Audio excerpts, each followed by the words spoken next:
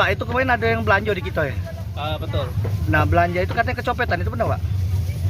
Betul. Awalnya mereka tanya yang HP, tinggalan HP dah katanya di sini. Ya aku bilang ya udah ada HP di sini. Ada nomor telepon dah? Coba aku cek dulu kalau ketinggalan di rumah barangkali. Dikasih nomor telepon tapi HP itu udah aktif. Terus WA juga udah aktif. Aku tanya udah berapa lama belanja? Oh, setengah jam yang lalu. Coba aku buka kamera CCTV. Setelah aku buka kamera CCTV, memang benar barang itu bukan tinggal di rumah, bukan kececer tapi dicopet. Itu. Ya. Lihat dari rekaman CCTV itu ibu-ibu itu yang copetnya. Sepertinya ya. Orang bapak itu Pak? Kalau dilihat itu sepertinya orang tua. Sering kita lihat di sini ibu-ibu itu. Kalau ibu-ibu itu jarang, tapi memang rata-rata pencopet yang di pasar 10 rata-rata ibu-ibu. Oh, semuanya ibu-ibu ya? Rata-rata di pasar 10 ibu-ibu. Oh, berarti memang ada komplotan gitu Pak ya di sini ya? Sepertinya.